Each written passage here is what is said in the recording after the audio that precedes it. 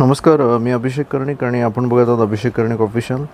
तर आज आपण रिव्ह्यू करणार आहोत India versus England third test match which was played at Lord's London. आणि England won the match by 22 runs.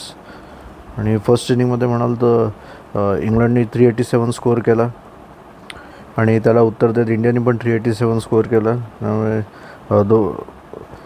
The first inning score was level आणि दोन्ही टीमला कुठल्याही टीमला इंग्लंड असो की इंडिया असो कोणालाही फर्स्ट इनिंगचा लीड घेता आला नाही. इंग्लंडची बॅटिंग म्हणाल फर्स्ट इनिंगमध्ये तर जो रूट त्यांनी सेंचुरी मारली. त्यानंतर ऑली पोपचं contribution, Ben Stokes, Jamie Smith, Brydon Carse बॅटिंगमध्ये या बॅट्समन्सचं या लोकांनी कॉन्ट्रीब्युशन दिलं. इंडियाकडनं बॉलिंगमध्ये म्हणाल तर जसप्रीत बुमराहनी 5 विकेट काढल्या. आणि फर्स्ट इनिंगमध्ये ॲक्च्युली 8 विकेटची जी पार्टनरशिप झाली होती, Jamie Smith and Brydon Carse 84 रन्सची जी पार्टनरशिप झाली, दॅट वॉज एक क्रुशल मोमेंट होता की ज्याच्यामध्ये इंडियन ग्रॅब करू आय थिंक 271 फॉर 7 होते इंग्लंड. आणि त्यानंतर जर साधारणतः 310-20 रनमध्ये जर इंग्लंडला खोलता आलं असतं इंडियाला तर that would have been beneficial, पण ते तसं झालं नाही. जेमी स्मिथ आणि ब्रायडन कार्स या दोघांमध्ये 8 विकेटसाठी 84 रन्सची पार्टनरशिप झाली आणि त्यांनी तो स्कोअर 387पर्यंत पोचवला. आणि जेव्हा इंडिया बॅटिंगला आली तर इंडियाकडनं के राहुलनी सेंचुरी मारली. त्यानंतर करुण नायरनी 40 रन त्यांनी मारले. रिषभ पंत ही स्कोअर्ड अबाव 70 रन्स. रवींद्र जडेजा त्यांनी पण अबाव 70 स्कोअर केला. आणि त्यानंतर नितीश रेड्डी आणि वॉशिंग्टन सुंदर यांचं पण कॉन्ट्रीब्युशन होतं. सो असं सगळ्यांनी मिळून ती टोटल 387पर्यंत नेली.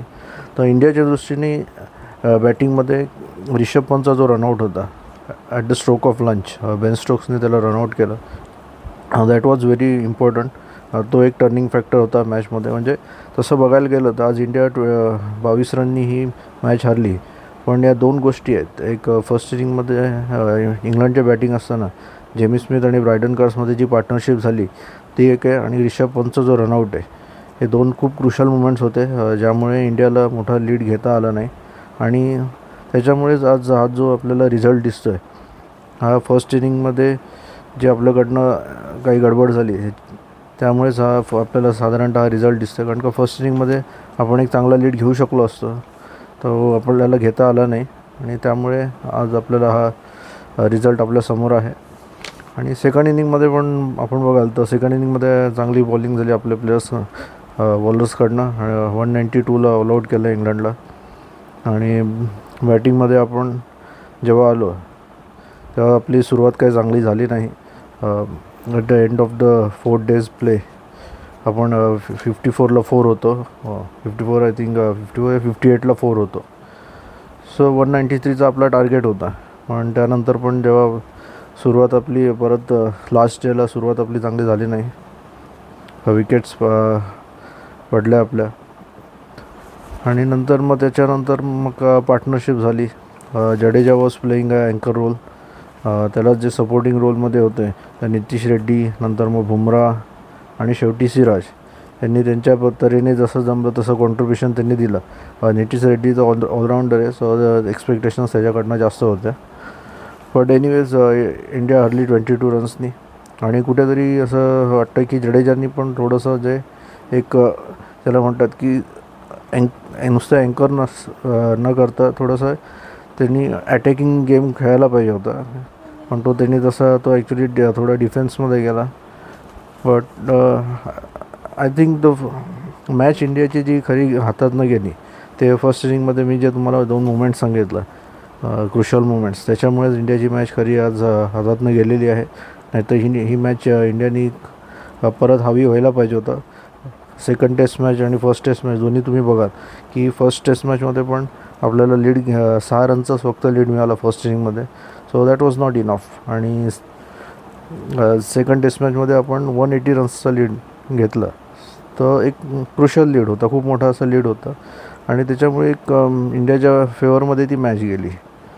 सो हे सगळं ॲक्च्युली टेस्ट क्रिकेटमध्ये फर्स्ट इनिंग जे असते टेस्ट मॅचची ती एक टोन जो असतो तो सेट करते आणि साधारणतः जे मॅचमध्ये कोणाच्या बाजूने झुकणार मॅच हे साधारणतः फर्स्ट इनिंग जे असते तेच डिसाईड करते. आणि फर्स्ट इनिंगमध्ये इंडियाकडनं जरा थोडी गफलत झाली, त्यामुळे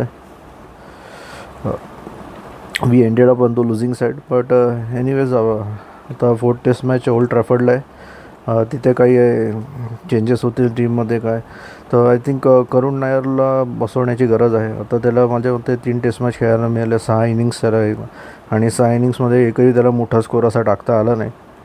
त्यामुळे करुण नायरला बसवणं गरजेचं आहे.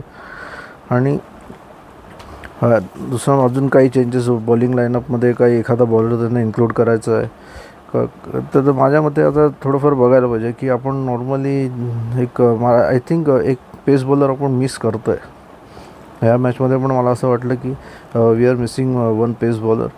बट आता ओल्ड ट्रॅफर्डमध्ये काय कंडिशन्स आहेत ते आता बघू. And let us see how it goes on. India आता दबावामध्ये असणार, कारण का इंग्लंड 2-1 अप आहे. आणि ही टेस्ट मॅच आता 4th टेस्ट मॅच एक तर इंडियाला ड्रॉ करावी लागेल, नाही तर जिंकावीच लागेल.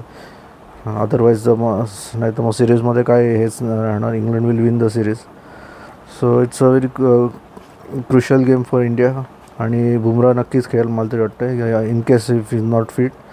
तो 4थी टेस्ट मॅच नक्कीच खेळणार, कारण का ही do or die test match आहे इंडियासाठी. सो तो नक्की खेळेल. आणि अजून काही चेंजेस होतील तर ते आपल्याला बघावे लागेल, काही कंडिशन्सप्रमाणे, पिच कंडिशन्सप्रमाणे काही चेंजेस अजून करतील तर.